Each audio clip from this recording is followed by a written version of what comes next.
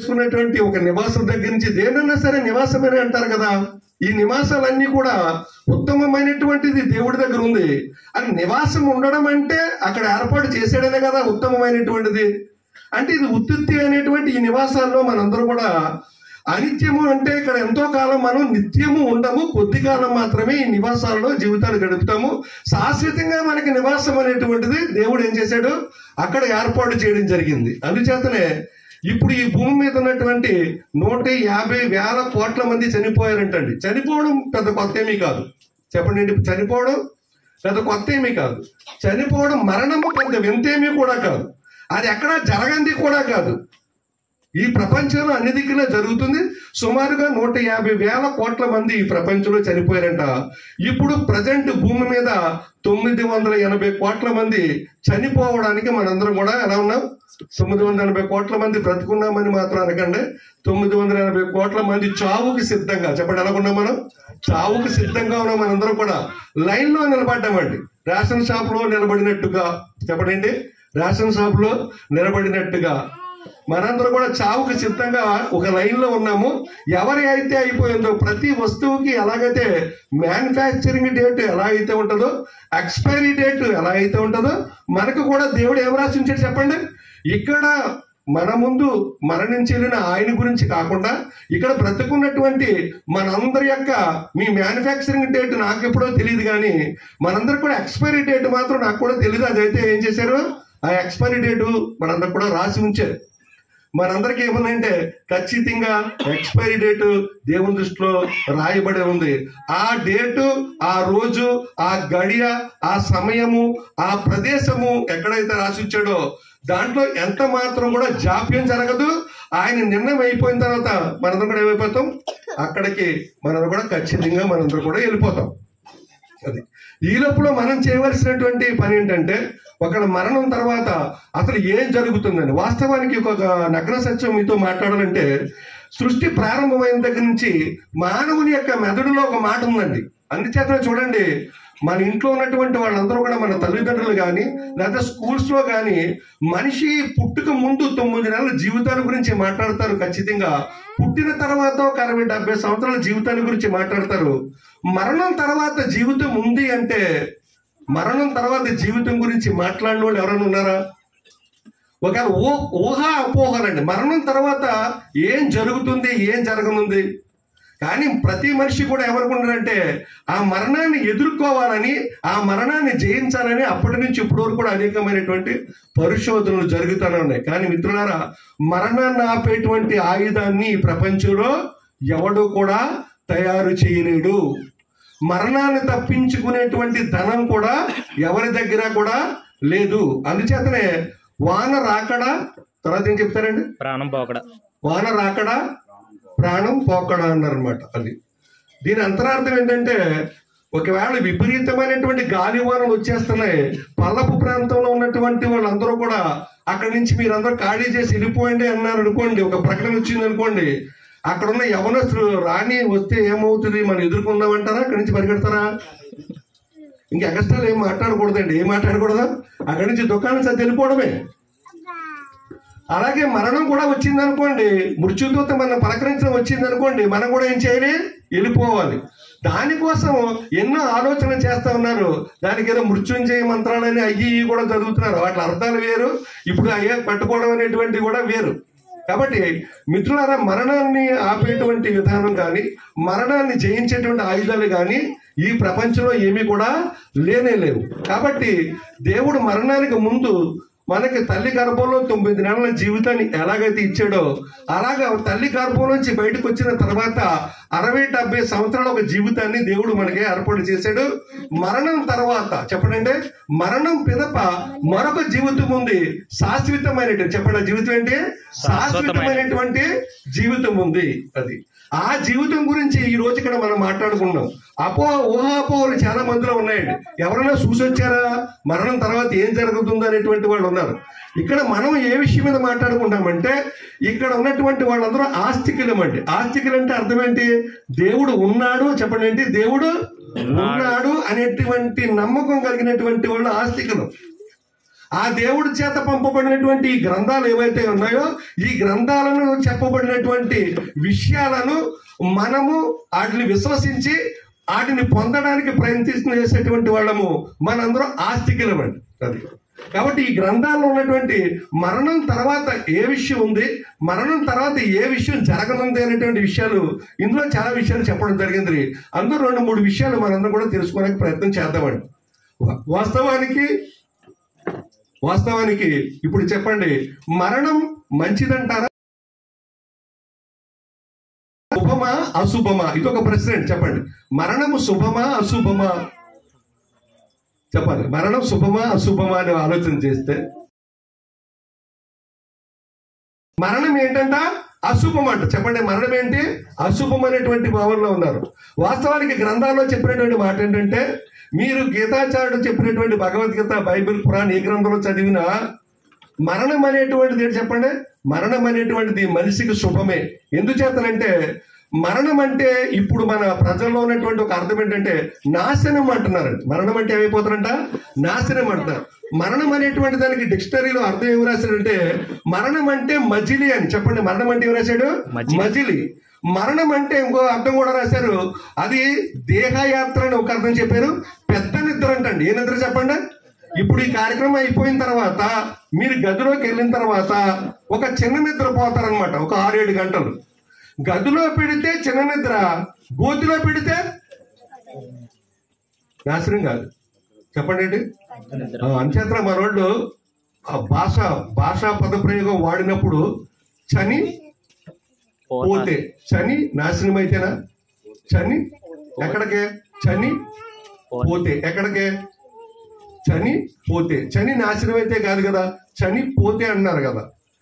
ఎక్కడ పోతారు అంటే మూకుమ్మడిగా ప్రపంచంలో ఉన్నటువంటి వాళ్ళందరూ కూడా చనిపోయిన వాళ్ళు ఎక్కడికి వెళ్తారంటే ఈదుల్లో తిరుగుతారని అనరండి. ఎక్కడికి వెళ్తారంట?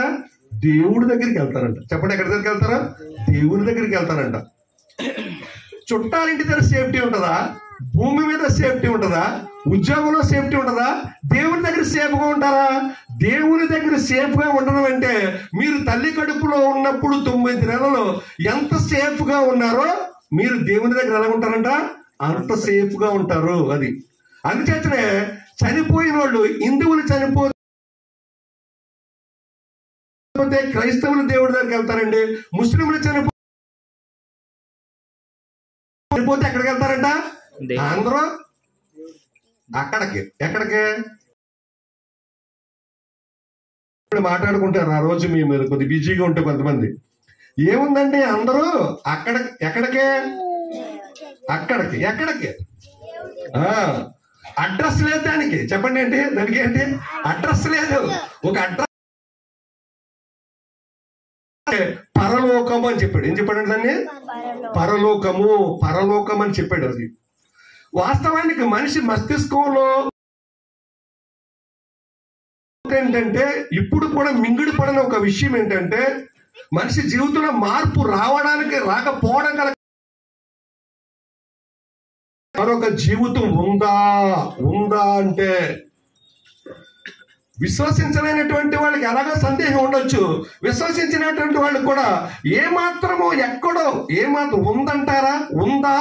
ఒకవేళ మరణం తర్వాత జీవితం లేదా, హిందువులకి మరణం తర్వాత జీవితం లేదా అనేటువంటి విషయాన్ని ఒకసారి ఆలోచన చేస్తే మరణం తర్వాత మరొక జీవితం ఉంది. వాస్తవానికి ఫస్ట్ ఒకసారి భగవంతుడు ఆ నెంబర్లో ఒక మాట చదువుతాడు, ఒకసారి వినండి. ఇది జగద్గురు గీతాచార్యుడు చెప్పినటువంటి మాట. మరణం తర్వాత మరొక జీవితం ఉందా లేదనే విషయం. ఇది 7వ అధ్యాయము విజ్ఞాన యోగంలో 5వ శ్లోకం అంటే దాని తాత్పర్యం చదువుతాడు. అపరేయ మితస్త్వన్యం ప్రకృతిం విద్యమే పరాం జీవభూతం మహాబాహో యయేదం దార్యతే జగత్ అని ఒక శ్లోకం ఉంది. దాని సృష్టిగత గొప్ప బాహువుల గలవు అర్జున అంటే కృష్ణుడు ఎవరితో మాట్లాడతాడంటే అర్జునుడితో ఒక విషయం చెప్తున్నాడు. అర్జునుడు కూడా మనకలాగా ఒకటి వచ్చింది. అసలు మరణం తర్వాత ఒకటి, ఈ అపరా ప్రకృతి చాలా అల్పమైనది. ఈ అపరా ప్రకృతి అంటే ఈ కంటికి కనిపించినటువంటి పంచభూతములతో తయారు చేయబడినటువంటి ఈ ప్రకృతి చాలా అర్థమైంది కదా, చాలా అల్పమైంది. దీనికంటే వేరైనదియు దీనికంటే వేరైనదియు ఈ జగమంతయు ధరించినదియు ఈ జగమంతయు ధరించినదియు జీవరూపమైనదియును జీవరూపమైన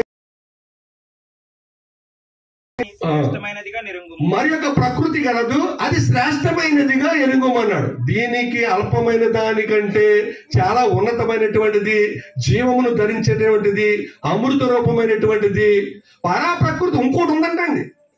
అది కొనతలు చెప్పడం అంటే ఇది అనిత్యమైనటువంటి, చెప్పండి, ఇది చాలా అనిత్యమైనటువంటిది. అది ఉదాహరణకు మీరు యేసుక్రీస్తు ప్రభువుని అడిగితే ఆయన యోహాను సువార్త 14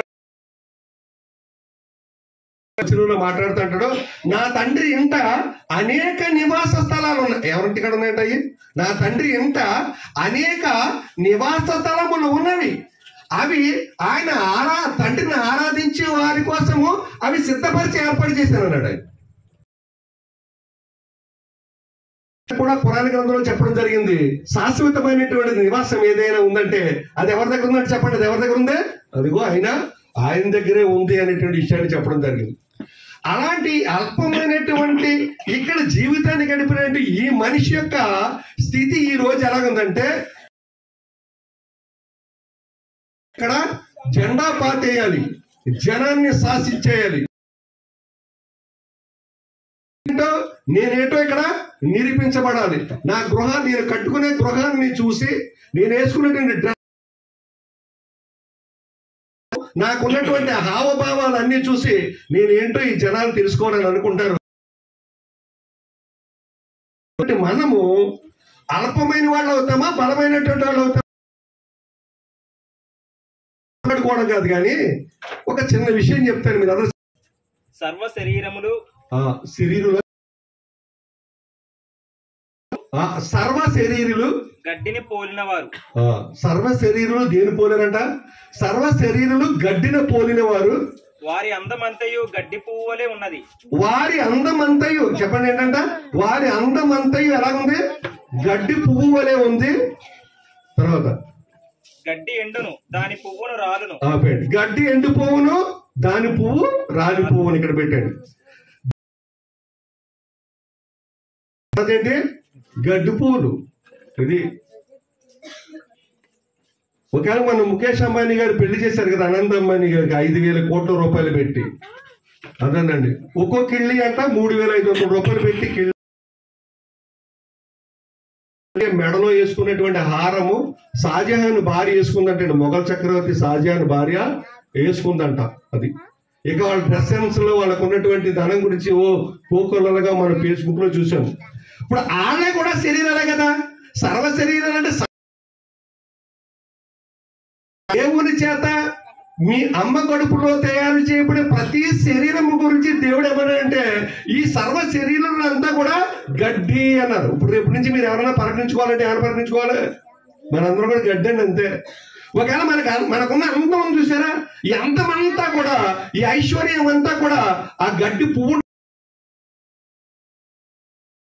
మన్నాడు సాయంత్రం ఏమైపోతే, చెప్పండి, ఏమైపోతే? అదంతా కూడా రాలిపోద్ది. దేవుడు మనల్ని ఏమన్నాడంటే, మీరు గడ్డి మీరు అన్నారనమాట. అది ఒకవేళ అంబానీ వాళ్ళు కొద్దిగా అందమైన గడ్డి, కొద్దిగా అందమైన పువ్వులు, మన 5 రకాల పువ్వులు ఏమనుకోండి, ఒకవేళ వాళ్ళు 10 రకాల పువ్వులు అవుతారు, ఎంతండి?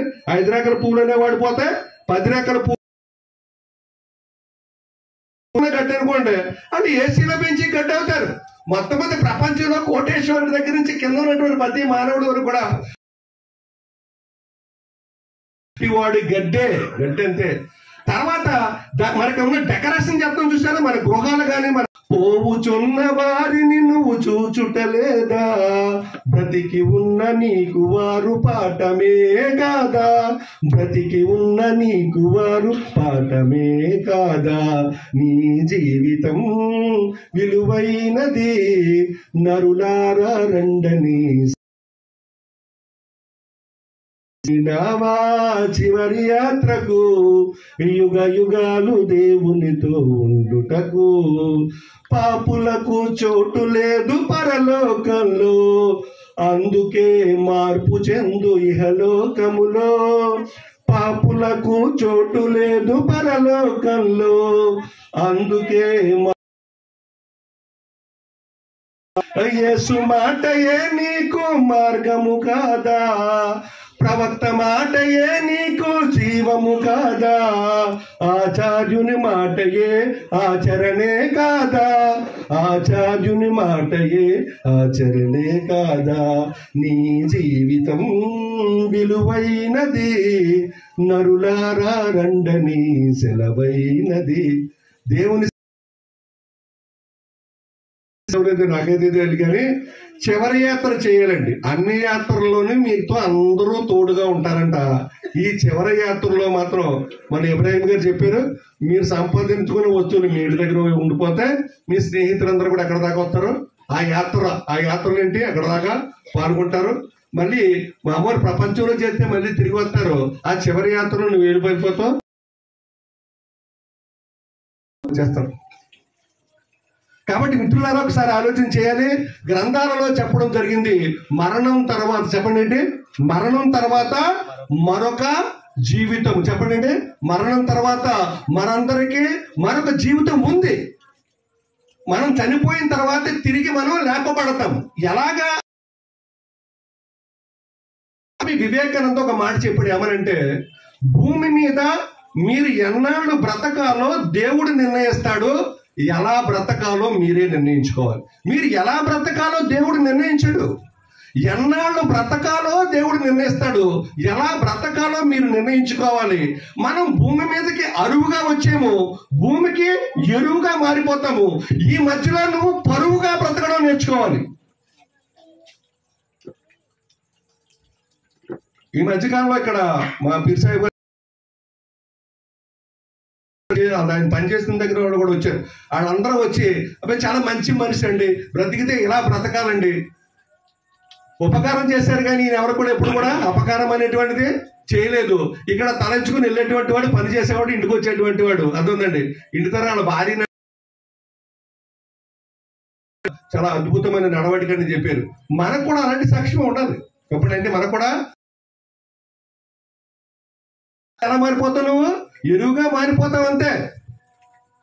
మళ్ళీ చనిపోయి మట్టిలో పెట్టిన తర్వాత ఎలా లెగుస్తారనేటువంటి ఆలోచన చేయకండి. ఒక చెట్టు నుంచి వచ్చినటువంటి ఒక విత్తనము తర్వాత అది మట్టిలో పెడితే మళ్ళీ పైకి లెగుతూ మీరు చూశారు కదా. మరి మీరు లెగనాక ఇత్తనం ఎవరనుకుంటున్నారు? మీరే. మీ బాడీయే ఇత్తనం. మీ బాడీ మట్టిలో కప్పెట్టి తర్వాత కుళ్ళిపోయింది. కుళ్ళిపోయిన తర్వాత మళ్ళీ ఎలా రావాలి? యవనంగా మొలకెత్తాలి కదా. నన్ను అడిగితే ఇక్కడున్నటువంటి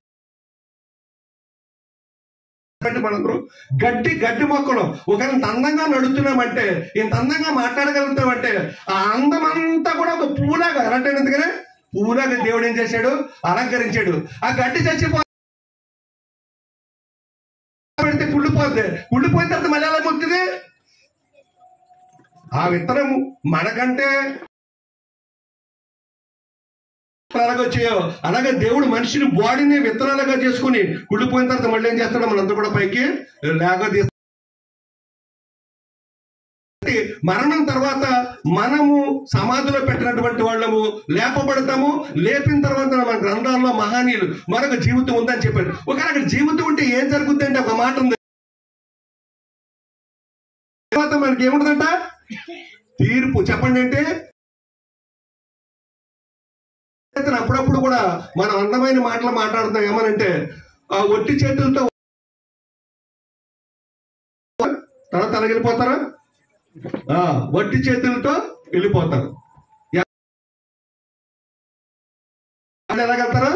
గట్టి చేతులతోనే వెళ్తారు. గుర్తు పెట్టుకోండి మీరు అందరూ కూడా. మనిషి వస్తా ఏం చేస్తాడంటే మరణాన్ని కూడా ఒకవేళ ఎవరైనా సరే మీ పట్ల ఏమరపాట్లు ఉండొచ్చు, కానీ అనినిత్యము మీకు నీడలా ఎంటాడేటువంటి ఆ మృత్యుతో ఎప్పుడైతే మీ టైం అయిపోద్దో అది ఊరు ప్లేసు చూడకుండా మిమ్మల్ని కబలించి తీసుకెళ్ళిపోతుంటే దానికి జాలి గట్ట ఏమీ లేదండి ఇంకా. కాబట్టి మరణం అనేటువంటి తను చేసినటువంటి పాపములు, తర్వాత ఏంటి తను చేసిన పాపాలు, తను చేసినటువంటి పుణ్యాలు కూడా తీసుకెళ్తాడంటే మరి గట్టి చేతులతో వచ్చి గట్టి చేతులతో వెళ్ళాడు కదా, మరి పాప పుణ్యాలు తీసుకెళ్ళిన తర్వాత అక్కడ తీర్పు జరుగుతుంటారా జరగదంటారా? జరుగుతండి. అది అంచేత ఇక్కడ చాలా మంది యవ్వనస్తులు ఉన్నారు కాబట్టి బ్రతకాలి, మీరు ఎలా బ్రతికిన తర్వాత తీర్పులో ఎలా ఉంటుంది అనేటువంటి ఒక మాట పురాణ గ్రంథంలో కూడా చెప్పడం జరిగింది. ఇందులో ఒక చక్కని మాట ఉందండి. మా వాడు చదువుతాడు, మా అబ్బాయి మా మనవాడు చదువుతాడు. ప్రసంగం, నీ యవన కాలమందు నీ హృదయము సంతుష్టిగా ఉండనిమ్ము. నీ హృదయము సంతుష్టిగా ఉండనిమ్ము అంటే నువ్వు ఏది తినాలనుకున్నావు నీ ఇష్టం వచ్చాడు గడిపాయి. బాగుంది. ఇలా చదువుతున్నాడు మనకి ఏమనిపిస్తుంది? అబ్బాయి జీవితం మనే ఉంది, దేవుడే గారు ఇప్పుడు అనిపిస్తుంది. రైట్. నీ కోరిక చొప్పున నీ దృష్టి యొక్క ఇష్టము చొప్పున నీ దృష్టి యొక్క ఇష్టము చొప్పున చెప్పండి. అంటే నీ దృష్టి యొక్క ఇష్టము చొప్పున ప్రవర్తిస్తుంటే ఇప్పుడు యవ్వనస్తుల దృష్టి అంతా కూడా శాటల్లో ఉంటుందండి. ఎందులో చెప్పండి, ఎందులో ఉంటుందా? శాటల్లో ఉంటుంది. ఆ శాటల్లో దృష్టి ఎక్కువ పెట్టారు, బాగా పెట్టారు.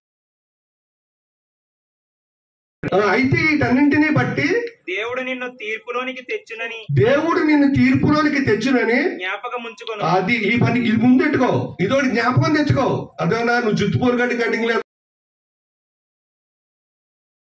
ఏమేస్తావో కానీ నువ్వు ఎంత సంతుష్టిగా ఉంటావో, ఎంత ఆనందంగా ఉంటావో,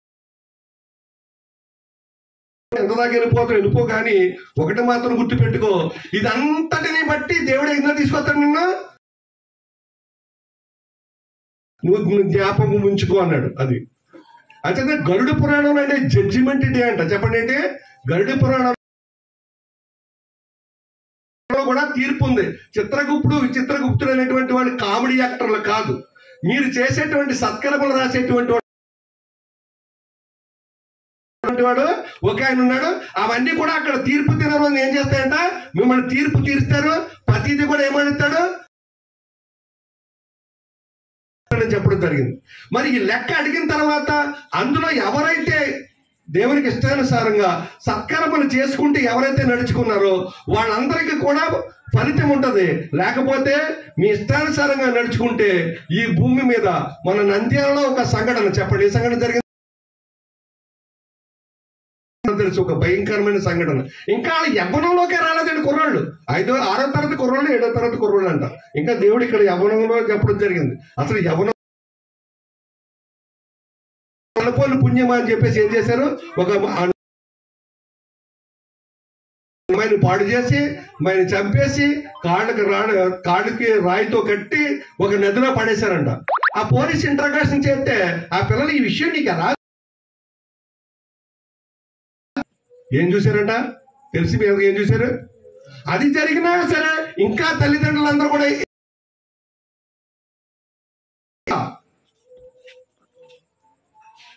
బ్రహ్మ 3 సీరియల్ చూస్తుంది ఒక అమ్మ. బ్రహ్మ అంటే ఎవరో తెలియదు, ఆ 3 ఎందుకు వేసారో కూడా తెలియదు. వాళ్ళు ఎవరి కాపురంలో కలిపేద్దామని చూస్తుంది, ఈవిడ కాపురంలో కారం కొట్టుకూడదు అంతే. ఇంకా అన్నం అంటే పరబ్రహ్మ స్వరూపం. ఈ సృష్టిని తయారు చేస్తున్నాడు ఎవరంటే బ్రహ్మ అని చెప్పారు. తలనాథ్ రాస్తున్నాడు బ్రహ్మ అని చెప్పారు. ఆ బ్రహ్మను గుర్తించావా, ఆయన ఆరాధించావంటే బ్రహ్మ 3 సీరియల్ చూస్తానంట. ఇక్కడ ఉన్నవాళ్ళు ఆ బ్రహ్మ అసలు 6 గంటల నుంచి టీవీ కట్టేస్తారు గురించి మాట్లాడుతాను. ఈ విషయాలన్నీ కూడా ఆ సీరియల్లో ఓ డైలాగ్ మిస్ అయిపోతారండి, అయిపోతాయి మరి. అందుకని పిల్లలంటే వచ్చేస్తారండి. నవీదిగా నవ్వుతాడు, వాళ్ళ అమ్మగారిని ఇచ్చేస్తున్నాడు. వీడు ఇందాక నుంచి ఓ గుండైపోతాడు.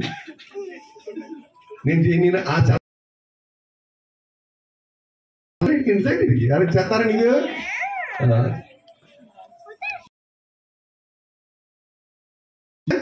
ఇక్కడ కూడా జరిగిపోదు. ప్రతి విషయంలో ఇదేం చేస్తారు, తీర్పులోకి వస్తుంది. గరుడ పురాణంలో కూడా చెప్పడం జరిగిందంటే జడ్జిమెంట్. నాన్నగారు చనిపోయినప్పుడు మా సోదరుడు ఈ తల్లిదండ్రుల పట్ల పిల్లలు ఎలా ఉండాలి అనేటువంటి విషయాన్ని చాలా చక్కగా చెప్పాడు. ఇప్పుడు నేను మీకేం చెప్పాలనుకున్నానంటే, మరి పిల్లల పట్ల మీ అక్కాయి వంగనేది మానే వంగునని అప్పుడు అన్నారు. ఇప్పుడు నేనేమంటానంటే ముందు మాలు వంగండి, ముందేం చేయండి, పిల్లలైతే స్టేట్మెంట్ ఇచ్చే ముందు మీ పిల్లలు మీరు మాట వినాలంటే ముందు దేవుడు చెప్పినటువంటి మాటలు మీరు విన్నాక ప్రయత్నం చేయండి. అప్పుడు మీ పిల్లలు మీ మాట వింటారు. కాబట్టి తీర్పు దినం ఒకటి ఉంది. ఆ తీర్పు దినాన్ని ఏం చేస్తారంట, కాకుండా మీ ఇష్టానుసారంగా ఎవరైతే అక్కడ ఏముంటదంట, నరకము. చెప్పండి ఏంటి, నరకము. భగవద్గీతలో చాలా కృష్ణుడి గురించి ఉందని మీరు అనుకుంటారు. భగవద్గీతలో నరకం గురించే ఉంది. ఇప్పుడు మా ఊరు చదువుతాడు, భగవద్గీతలో నరకం గురించి ఉంటదంటే వాస్తవానికి భగవద్గీత అది శవాల పాట అయిపోయిందండి పరిస్థితి. వాస్తవానికి భగవద్గీతలో నరకం అనేటువంటి విషయాన్ని అని మీరు 16వ అధ్యాయము 21 చేర్చామన్నాడు. నాతని ఆత్మారాం అని చెప్పాడు. ఒకసారి చదువుతాడు చూడండి, 16:21.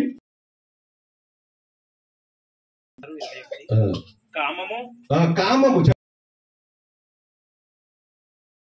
లోభము, కామము, క్రోధము, లోభము అను ఈ మూడును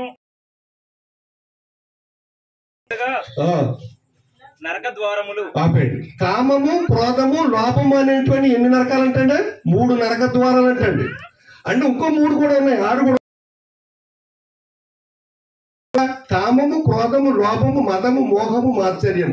అంటే ఏదైతే మీ గుణాన్ని మిమ్మల్ని ప్రేరేపించాయో దాని ద్వారా దేవుడికి ఇష్టమైన పనులు చేశారో మీరు ఒక్క పని ద్వారా మీకు ఒక్కొక్క నరకం ఏర్పాటు చేశాడు అన్నాడు. మీరు గరుడ పురాణం చదివారు,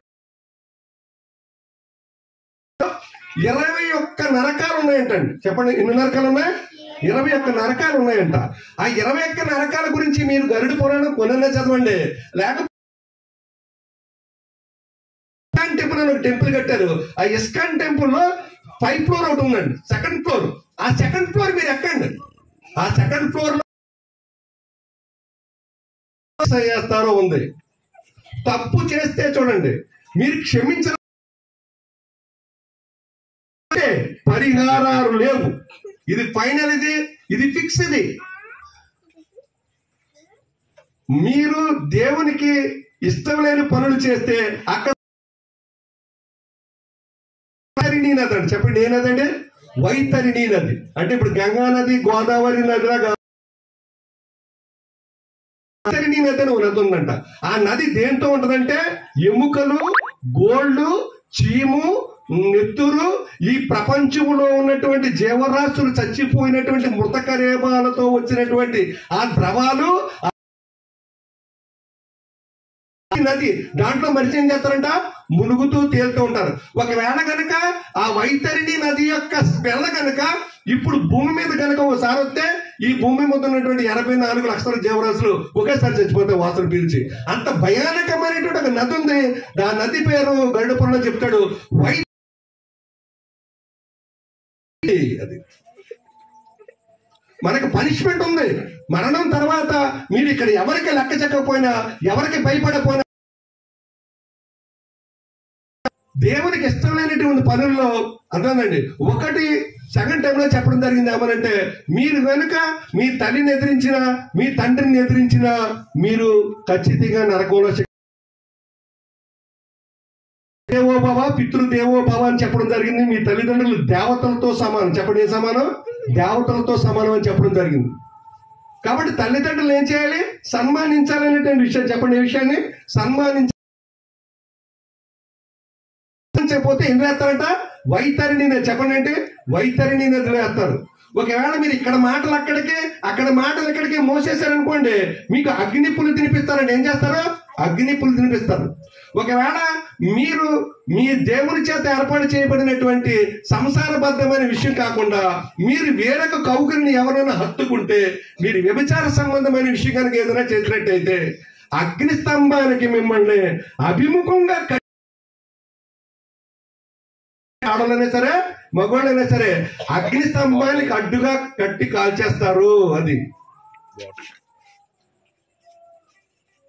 అసత్యపు మాటలు, నిందారోపణ మోసేటువంటి వాడికి అగ్ని రసం తాపింతారు. ఇవన్నీ చెప్తే మీకు ఎలాగుందంటే,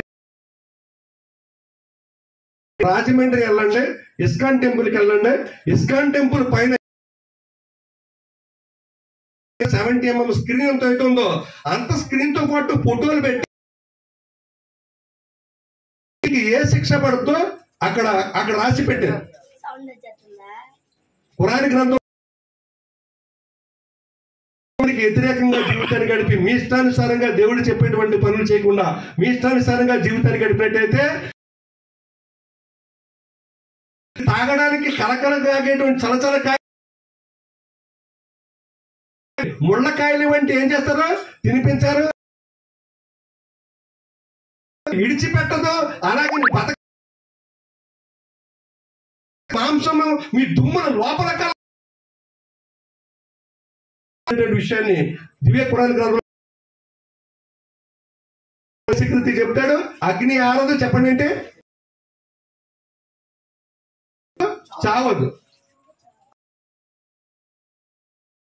అదే నేను నీళ్ళు వచ్చుకొని చారిపేస్తాను కదా, చాలా తెలివితేటలు ఉంటాయి. ఏమట్టుకొచ్చేస్తాడు వీడు, తెచ్చుకొని ఏం చేస్తాడంట, అది ఆరిపోయడానికి అది భూలోకాగ్ని కాదు, దైవాగ్ని. దాన్ని నువ్వు ఆర్పలేవు. సూర్యుడు కూడా బగబగ మండేటువంటి అగ్ని ఉంటుందండి. సూర్యుని యొక్క ఉపరితలంలో టెంపరేచర్ 6,00,000 డిగ్రీల సెంటీగ్రేడ్ అంటాడు. ఉపరితలంలో లోపలికి వెళ్ళారు మీరు. సూర్యుని యొక్క ఉపరితలంలో ఉన్నటువంటి ఆ సెంటీగ్రేడ్ అక్కడ ఉన్నటువంటిది 6,00,000 సెంటీగ్రేడ్. కొవ్వొత్తులకు మాడిపోయి వెలిగిపోతారు ఇక్కడ. అది మన కళ్ళ ముందు పెట్టాడు. అది ఒక మండేటువంటి ఒక పెద్ద అగ్ని కోణం అది. కాబట్టి ఆ అగ్ని ఆరదంటే దైవాగ్ని అండి. భూమి మీద ఉన్నటువంటి అగ్ని అయితే ఏమైపోతే ఆరిపోద్ది. ఆ అగ్నికి ఖురాన్ గ్రంథంలో చెప్తాడు, రాళ్ళు కూడా మండిపోతాయి, ఇసుక కూడా విషయం చెప్పాడు. కాబట్టి ఆ దైవాగ్ని చెప్పండి, చుట్టుముట్టేసేటువంటి ఆ దైవాగ్నికి మీరు భయపడండి అనే విషయం చెప్పడం జరిగింది. నరకాన్ని తప్పించుకోవాలనుకునేటువంటి వాడి కోసము నేను మనుస్మృతిలో ఒక మంచి మాట చదివాను, మీ జీవితాల్లో ఉపయోగపడుతుందని చెప్తాను. మనుస్మృతిలో ఒక అద్భుతమైన మాట చెప్పాడు. అక్కడ ఏమి చెప్పడం జరిగిందంటే, విద్యా మిత్ర గృహేషు ధర్మో మిత్ర మృత్యుజ అని చెప్పాడు. అంటే మీరు కనుక ఏదైనా ఒక చేతి పని విద్యను నేర్చుకున్నారనుకోండి, అది మీ నుంచి ఎవరో దొంగిలించారు. భార్య మిత్ర గృహేషు, ఏ ఇంటిలో అయితే భర్తకు భార్య స్నేహితురాలుగా మారిపోతుందో ఆ గృహము సుఖ సంతోషాలతో వర్ధిల్లుతుంది. కాబట్టి తగ్గేదే. అల్లు అర్జున్ అంటాడు, కానీ వాళ్ళ ఆవిడ దగ్గర తగ్గే ఉంటాడు. లేకపోతే దచ్చేద్దా అలా ఊరుకుంటుందా? వాళ్ళ ఆవిడ దగ్గర అనమాట మాట తగ్గేది లేదు అనమాట. గడిది ఎత్తది ఆవిడ. సినిమాలో రీల్లో బాగుంటుందండి. రీల్ ఎలా ఉంటుందా? రీల్లో బాగుంటుంది. అది వీళ్ళు ఆడవాళ్ళ దగ్గర కట్టాలి, తగ్గేదేలే అసలు తగ్గేదేలే అంటే రేపు రమ్మంటారు, ఇక నీకేం ఉండదు. అంతే భార్య మిత్ర గృహేష్ అని చెప్పాడు. గృహంలో భార్య ఎలా మారిపోవాలని చెప్పండి, స్నేహితురాలుగా మారిపోవాలి. కాబట్టి జీవన రంగంలో ఆడోళ్లే కొద్ది తగ్గి ఉండాలి. ఈ మాటని ఇటుపక్క ఆడోళ్ళు అనరా అనుకుంటారు, తగ్గమంటారా అని అనుకుంటారు. మీరు అందరూ అలా అనుకోకండి. ఏం చేస్తారంటే భూమికున్నంత ఓర్పు ఎవరికుంటుందండి? మగోడుకుంటుందా? చెప్పండి, ఎవరికుంటుందా? భూమికున్నంత ఓర్పు ఎవరికుంటుందా? మీకు భూదేవికున్నంత ఓర్పు ఉండాలా. అదేనండి. అంచేతనే ఆడోళ్లే ఆధారం, ఆడోళ్లే పెద్ద తాడు, ఆడోళ్లే చెప్పండి అంటే అది. కాబట్టి దేవుని చేత మీకు అంత అద్భుతమైనటువంటి వరాన్ని మీకు ఇవ్వడం జరిగింది. అసలు స్త్రీలు ఎంత గొప్పోళ్ళు అంటే, ఈ ప్రపంచంలో ఒక పురుషుడి యొక్క గొప్పతనం, ఒక పురుషుడి యొక్క ఇదుల మగతనం కదా, ఒక పురుషుడు నిలబెట్టాలంటే ఆ గృహంలో ఉన్నటువంటి వారికే చెల్లుద్ది. అంచేతనే వాళ్ళందరినీ కూడా ఏమన్నారంటే గృహలక్ష్మి అన్నారు. గృహలక్ష్ముడు అంటారా ఎవరినైనా? చెప్పండి, ఎవరు గృహలక్ష్ముడు అంటారా? గృహలక్ష్మి అన్నారు ఆవిడ. గృహలక్ష్మి అంటే సీరియల్ అనుకుంటే సీరియల్ చూస్తారు. విడి మీద పెద్ద సీరియల్ తీయచ్చు, మళ్ళీ ఇంకో సీరియల్ చూస్తూ ఉండదు. ఈ ప్రభావం ఎక్కువైపోయింది. మరి చెప్పడం జరిగింది, వ్యాధిత ఔషధం మిత్ర అని చెప్పాడు. వ్యాధితో ఉన్నటువంటి వాడికి ఔషధం మిత్రుడు. మరి మృత్యువుడిలోకి వెళ్ళినటువంటి వాడికి మిత్రుడు ఎవరంటే ధర్మం మిత్ర మృత్యు అంటే మరణములో ఆడికి చివరి వరకు ఉండేటువంటి వాడు మిత్రుడు ఎవరంటే ధర్మము. చెప్పండి అంటే మరణం తర్వాత మీతో పాటు ఒక స్నేహితుడు వస్తాడు. ఆ స్నేహితుడి పేరు ఏంటి చెప్పండి? ఆ స్నేహితుడి పేరే ధర్మ.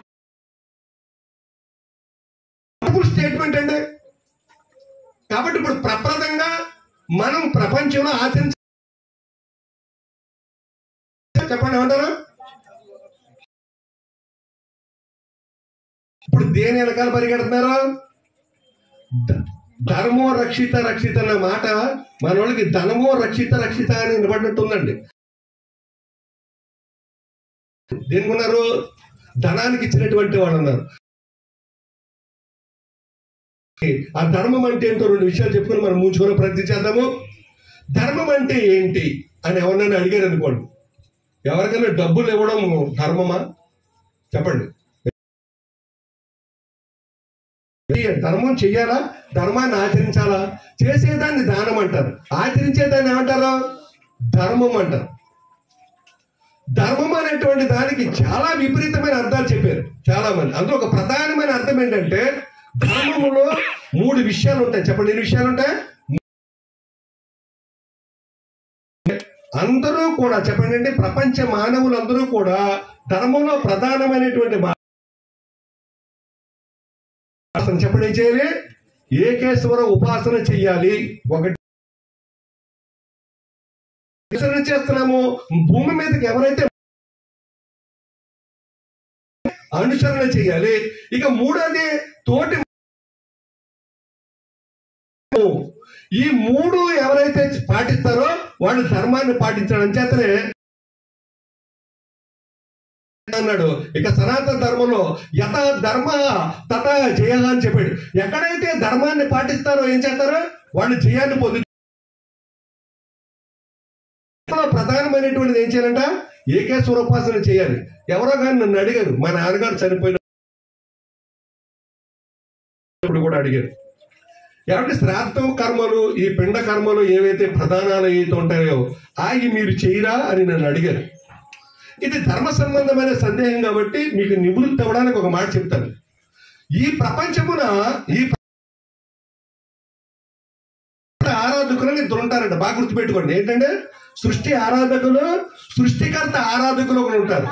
సృష్టి ఆరాధనలు పక్కన పెడితే సృష్టికర్తను ఎవరైతే ఆరాధన చేశారో వాళ్ళు మరలా తిరిగి వెళ్ళిపోతారు. వాళ్ళకి ఏం పెట్టగలదు, ఈ క్రతువులు ఏవి కూడా చేయగలదు. ఇది సనాతన ధర్మం నుంచి చెప్పడం వచ్చిందండి. ఉన్నారు అవునా? ఇప్పుడు పీర్సాబ్ గారు ఉన్నారు, పొద్దున్నే తెల్లవారుజామునే బ్రహ్మముహూర్తాన్ని ఎవరైతే ప్రార్థన చేయలేకెళ్తారో వాళ్ళు ఆ రోజు తిథి, వారము, నక్షత్రం, మధ్యము ఇవేమి చూసుకోగలదండి. బ్రహ్మముహూర్తాన్ని ఎవరైతే లేచారో ఆ రోజంతా కూడా వాడికి ఏముంటాయి? బ్రహ్మ గడియలు, శుభ గడియలు ఉంటాయి. ఒకవేళ ముహూర్తం మీరు అన్నిటికీ భయపడవలసిందే. బ్రహ్మముహూర్తాన్ని లేదు అంచేతన సనాతన ధర్మంలో మీరు బ్రహ్మముహూర్తాన్ని లగండి, అమృత గడియల్లో మీరు హిందువులైనా బ్రహ్మముహూర్తాన్ని లగాలి, క్రైస్తవులైనా. సనాతన ధర్మంలో అందరికీ అర్థమయ్యేలాగిన పొద్దున్నే లెగాలి అని చెప్పారంటండి. ఎప్పుడు లెగాలంట? పొద్దున్నే లెగాలంటే మా పర్వీజ్ గారు ఏమన్నాడంటే అర్థమైంది. పొద్దున్నే లెగాలంటే అర్థమైంది తెచ్చండి, భూమి మీద పొద్దు పొడక ముందే లెగిసిపోవాలని దాని అర్థం. పొద్దున్నే లెగడం అంటే ఇప్పుడు అనుకున్నారా? 7 గంటలకు అనుకున్నారా? అంచేతన సనాతన ధర్మంలో చెప్పడం జరిగింది ఏమనంటే ఎవరైతే బ్రహ్మముహూర్తాన్ని సూర్యుడు భూమి మీద పడకుండా వెళ్తారో వాళ్ళు దేవతా స్వరూపులు అవుతారండి. ఏ స్వరూపులు అవుతారండి? దేవతా స్వరూపులు అయిపోతారు, ఋషి స్వరూపులు అయిపోతారు. ఈ తెల్లవారిపోయిన తర్వాత చెప్పండి అంటే ఈ తెల్లవారిపోయిన తర్వాత సూర్యుడు భూమి కిరణాలు వచ్చిన తర్వాత ఎవరైతే వెళ్తారో వాళ్ళు రాక్షస స్వభావము, రాజస గుణం కలిగి ఉంటారని భగవద్గీతలో చెప్పాడు. రాజస పోతారండి. 8 గంటలు లేచిపోతారు కొంతమంది, 9 గంటలకు పొద్దున్నే లేచిపోతారు కొంతమంది, 12 గంటలు లేచిపోతారు కొంతమంది. ఆదివారం వస్తే 1 గంట దాకా వాళ్ళకి పొద్దున్నే అప్పుడు లేపుతారండి. వాళ్ళ ముఖాలు మనం చూడకూడదు, వాళ్ళకి ఆ పిశాచ స్వరూపాల కింద కనపడుతున్న విషయం కూడా చెప్పడుతుంది. కాబట్టి భూమి మీద ఎవరైనా సరే దేవునికి ఇష్టం అవ్వాలంటే ఎప్పుడు లేచిపోవాలి చెప్పండి? బ్రహ్మముహూర్తాన్ని చాలా మంది అనుకుంటారు, మీరు కూడా చెప్పండి. ముస్లింలు ప్రార్థన చేసేసుకుంటారు అనుకున్నారు ఆ మాటలు పడితే. వాళ్ళు ముస్లింలు ప్రార్థన చేసుకుంటలేదండి. మీరందరూ ప్రార్థనకు లేగండి. మేము ప్రార్థనకు లేసాము. ప్రార్థన టైం దాటిపోతుంది, ఈ బ్రహ్మముహూర్తం దాటిపోతుంది, ఈ అమృత గడియలు దాటిపోతున్నాయి. మీరందరూ లెగండి అనేటోడికి పిలుపండి. అసలు పూర్వకాలంలో సనాతన ఏమవుతావారండి? శంఖం ఊదేవారండి. ఇక్కడ ఒక నినాదం ఉంది. తెల్లవారుజామున ఇక్కడ సనాతన ధర్మంలో, ఇక భారతదేశంలో, ఈ భరత ఖండంలో, ఈ భగవద్గీత బోధించేటువంటి ఈ నేల పైన తెల్లవారుని శంఖం ఊదేవారండి. శంఖం, ఆ శంఖనాదాన్ని బట్టి అందరూ కూడా లెగిసిపోయేవారు.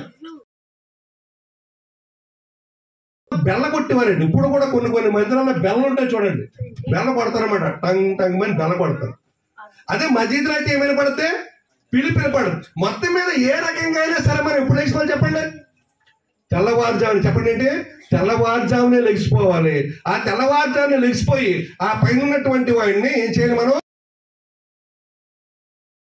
అంచేతనే మీరు ఉపనిషత్తు చదవండి, లేకపోతే భగవద్గీత చదవండి.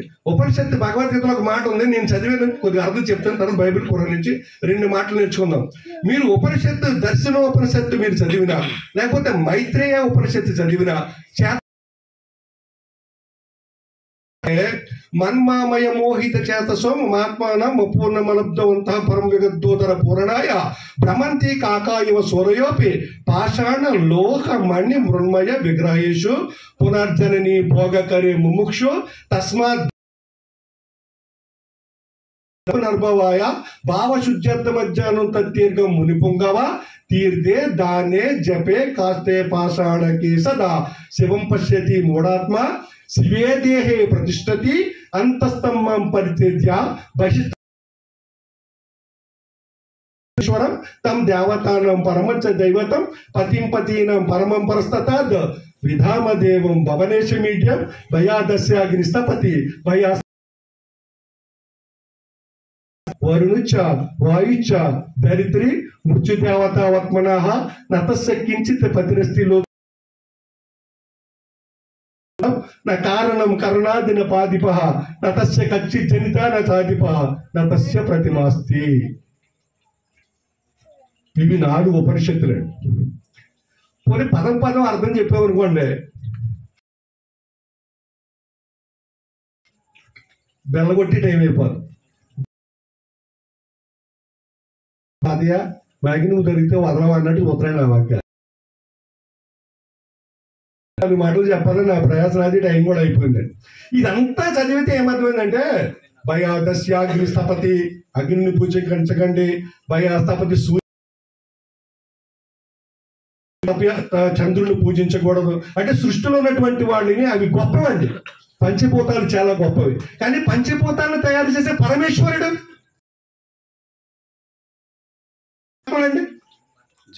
మనందరూ జీవాత్మలు. ఈ జీవాత్మను ఏమంటే పరమాత్మ తయారు చేశాడు. ఆ పరమాత్మ ఏం చేశాడంట? ఈ సృష్టిని అంతటిని ఏం చేశాడు? ఈ సృష్టిని అంతటిని కూడా తయారు చేశాడు. ఆయనకి ఏముందంటే దేవుని గురించి ఉపనిషత్తు చెప్పుద్ది, దేవునికి నీడ లేదంటండి. దేవుడికి ఏమి లేదు? దేవునికి నీడ లేదు, దేవునికి కొలతలు లేవు. దేవుడికి ఏమేమంటే దేవుడికి కొలతలు లేవు, దేవునికి నీడ లేదు. మీరు ఇలా ఉంటాడని మీరు ఏం చేయలేరు, ఇలా ఉంటాడని మీరు ఊహించలేరు. అతను ఈ ప్రపంచంలో అణువు కంటే చిన్నటువంటి వాడు. ఈ అండపిండ ఉంటాడు అనేటువంటి విషయాన్ని మీరు చెప్పలేడు. అవునండి. సూర్యుడు ఏ ఆకారంలో ఉంటాడని చెప్పారు అనుకోండి, మా మనవాళ్ళు అంటే రౌండ్గా ఉంటాడు. నిజమేనా? సూర్యుడు బొమ్మాయి రౌండ్ గా వేసి 4 గీతలు అలా పెడతాడు, అలాగైనా ఉంటాడని చెప్పి కెమెరా కానీ పెట్టి కొట్టారు కనుక నీ కళ్ళు పేరిపోతాయి, కెమెరా కళ్ళు కూడా పేరిపోతాయి. దూరం నుంచి మాత్రం నిజం కాదు. అది పెద్ద అగ్నిగోళం. అది చెప్పండి అంటే అదేంటి? అది పెద్ద అగ్నిగోళం. అది అంచేత భగవద్గీత చెప్తాడు ఏమంటే యథ ఆదిత్య గతం చేతో జగత్పాసైతగ్న చంద్రమ చచ్చగ్న తత్తేజం విద్యమామికం అని చెప్పాడు. సూర్యుని యందు ఏ తేజస్సు ఉందో అది సూర్యునిది కాదు, చంద్రుని యందు ఏ తేజస్సు ఉందో అది చంద్రునిది కాదు, అగ్ని యందు ఏ తేజస్సు ఉందో అది అగ్నిది కాదు. ఇదంతటిని ఇచ్చేటువంటి వాడు పరమాత్మ. చెప్పండి అంటే సూర్యచంద్రుని ఆరాధన చేయకండి. సూర్యచంద్రుడు సృష్టించిన వాడిని ఏం చేయండి మీరు? ఎవరు చేయండి? సూర్యచంద్రుని సృష్టించిన వాడిని మీరేంటి ఆరాధన చేయండి. ధర్మంలో ఇది ప్రధానం. అంచేతనే పరబ్రహ్మం అన్నాడు. దీని గురించి ఒక మాట చదువుకుందండి, సందర్భం వచ్చింది కాబట్టి. ఇంకా టైం అవుతుందండి. 8వ అధ్యాయం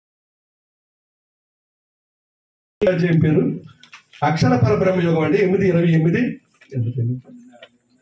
ముంచేద్దాం. అంతే టైం చెప్పారు కదా. మరొకసారి ఎప్పుడైనా సందర్భం ఇంకా మనం మాట్లాడుకునే ప్రయత్నం చేద్దాం. 8:28 అండి. వేదేషు యజ్ఞేషు తపస్సు చేయవ దానేషు పుణ్యఫలం ప్రతిష్టం అత్యాది తత్సర్వ విధం విదిత్వా యోగి అయిన వాడు దీనిని యోగి అయినాడు అంటే ప్రభాసం గారికి భయవేత్తున్నాడు ఒక్కొక్కసారి కుర్రోలతో. అది మరికొద్ది కాలంలో సీతారాముడి గురించి మాట్లాడుకుందామంటే కుర్రోలు అంటారంటే ఏ సినిమాలో హీరో ఏ సినిమాలో హీరోయిన్ అని అడుగుతారంట. ఎందుకంటే మనం అది చెప్పకపోతే అలాగే ఉంటుంది. మరి మార్గాన్ని మనకి దిశానిర్దేశం చేసినటువంటి వాడు. అది ఇక్కడంట ఏమైన వాడు యోగి అయిన వాడు. ఇప్పుడు మనందరం ఏమవ్వాలి చెప్పండి? మనందరం ఏమవ్వాలి? యోగులు అవ్వాలి. మనం మనుషుల కింద ఉండిపోయాం, మనిషిలు అవ్వలేదండి. యోగి అయిన వాడు ఈ అధ్యాయమున చెప్పబడిన అక్షర పరబ్రహ్మ తత్వమును చెప్పండి. అక్షర పరబ్రహ్మ తత్వమును బాగా తెలుసుకోవాలి. మీరు మీ ఇంటోళ్ళ తత్వాలు తెలుసుకోకపోయినా పర్లేదు, మీ ఇంటోళ్ళ తత్వాలు తెలుసుకోకపోయినా పర్లేదు. మగవాళ్ళందరూ మీ భార్యల తత్వాలు అసలా తెలుసుకోకండి. ఎందుచేతంటే భార్య తత్వం తెలుసుకోవడం ఎలాంటిదంటే అర్థమైందండి. మనకి ఏడికి డ్రెస్ కుట్టించడం ఎంత కష్టమో, దోమకి లిఫ్ట్ చేయడం ఎంత కష్టమో అదే చీమని మనము ఏంటది ఆ చీమకి కాటికి పెట్టడం ఎంత కష్టమో అప్పుడు అంటే అంత మంచు. ఈతలో వాళ్ళు ఎవరి తత్వం తెలకపోయినా పర్లేదు. ఒక ఆట అంటే నీ గురించి అయితే నాకు ఏం అర్థం అవుతుంది, ఏం అర్థం అవ్వదు. నువ్వు గడ్డే మాట్లాడతలేదు ఎవరా, నువ్వు గడ్డి నేను గడ్డి, నువ్వు ఒక 5 రకాల పువ్వు నేను ఒక 5 రకాల పువ్వు. ఏమవుతావు? గడ్డి ఎండిపోవును. ఏమో చెప్పండి, ఏమవుతాయి? గడ్డి ఎండిపోవును, అయిపోవును, తుంపరాశనం అయిపోవును. దేవుడిది చెప్పాడు. అర్థమైందండి. తెలుసుకోవడానికి ఏముంటుందండి? దేవుడు ఏం చెప్పాడు? ఆవిడ గడ్డి నువ్వు గడ్డి అని చెప్పే పెద్దగా తెలుసుకునేది ఏముండదు. ఒకవేళ నువ్వు తెలుసుకోవాలంటే ఏం తెలుసుకోవాలంట? అక్షర పరబ్రహ్మ తత్వం. అంటే దేవునికి ఒక తత్వం ఉంది. అలా ఖురాన్లో అల్లాహ్ యొక్క రంగుని అల్లా తత్వాన్ని ఎరిగి తెలుసుకోండి. యెహోవా యొక్క ఆ రంగుని రుచి చూసి తెలుసుకోండి అంటారు. అది లేనటువంటి తత్వము దేవునిది. మరణం లేనటువంటి తత్వము, కంటికి కనిపించినటువంటి తత్వము. ఈ ఖురాన్లో కూడా అదే చెప్తాడు, బైబిల్లో కూడా అదే విషయం చెప్పడం జరిగింది. తర్వాత ఇంకొకసారి నెంబర్తో సహా అందరికి మీ అందరూ కూడా చెప్పడం ప్రయత్నం. ఆయన ఒకరిని ఆరాధించాలి. ఇక రెండో విషయం ఏంటంటే ఈ భూమి మీదకి మహనీయులు ఎంతమంది, యేసుక్రీస్తు ప్రభు వారు ఎలాగైతే పైన దేవుణ్ణి ఆరాధన చేసి ఆయన ఎలాగైతే నడవడికి శ్రీడి సాయి వీళ్ళందరూ కూడా ఎలాగైతే పరమాత్మను ఉపాసన చేశారో అలాగే ఉపాసన చెయ్యాలి మనందరూ కూడా. మానవుడికి ఏం చేయాలంటే మనం చెప్పండి. అన్నార్థికి ఏం పెట్టండి? మన దగ్గర డబ్బులు ఉన్నాయనుకోండి, అన్నార్థికి అన్నం పెట్టండి. వస్త్రహీనులకి ఏం చేయండి? వస్త్రహీనులకి మీరు వస్త్రాన్ని పెట్టారు. మా మసీదు తరపున ఎవరైనా మా మసీదు గుమ్మం వరకు వచ్చి పలానా వాళ్ళకి ఒంట్లో బాగాలేదు, వాళ్ళకి నెలకి సరిపడగా నేను ఇలా ప్రకటన చేసిన వెంటనే 500 రూపీస్ వెంటనే నా జేబులో పెట్టిన వ్యక్తి ఎవరైనా ఉన్నారంటే మా పీర్ సాహెబ్ గారు. సరే, ఆయన గురించి మీరు ప్రార్థన చేయండి, ఆయన కోసం మీరు దువా చేయండి. చాలా మంది ఉన్నారంటే వాళ్ళ పేరు చెప్పడం నాకు ఇష్టం లేదు. అది ఎప్పుడైనా ఇక్కడ ఉన్నటువంటి చుట్టుపక్కల ఏరియాలో ఎవరినైనా సరే నా దగ్గరకు వచ్చి నన్ను అడిగినప్పుడు నేను ఆ మందిరంలో ప్రకటన చేసినప్పుడు ఆ పట్టుకెళ్ళి ఆ ఎవరికైతే ఇవ్వాలో ఇచ్చినప్పుడు చాలా మంది కుర్రోళ్ళు నాకు తోడు కూడా వచ్చారు. మన బాగా పట్టుకెళ్ళి ఇచ్చాము. ఎతటి వాళ్ళకి ఉపకారం చేయాలి. వాళ్ళు ఇబ్బందులు పడ్డారు, లేకపోతే అనారోగ్యంతో ఉన్నారు, ఎలాగ తోడు గట్ట ఇబ్బంది వచ్చింది వాళ్ళ అనారోగ్యంలో ఉన్నప్పుడు. కానీ మన వాళ్ళే కాదండి, ఇక్కడ క్రైస్తవపేటలో కూడా అక్కడ చాలా మంది నా స్నేహితులు ఉన్నారు. ప్రకటించారంటే ఒక 2 రోజులు పోయిన తర్వాత చాలా మంది ఉన్నారు. కానీ అలా చెప్పిన వెంటనే చెప్పి మా సాయి గారు వెళ్ళిపోయేవారండి. ఎంత మంచి పని అది. ఎందుచేతనంటే పాపాయ పరపీడనం అని ఒక నినాదం ఉందండి. ఉపకారం చేయడమే పుణ్యం, అపకారం చేయడమే చెప్పండి అంటే పాపం. కాబట్టి ఇక్కడ మనము ఒకే జెండా కింద నిలబడ్డాం. ఒకే జెండా కింద మనందరం సమానమే కదా. జెండా కింద మనందరం సమానమే. భారతీయులందరూ సోదరు.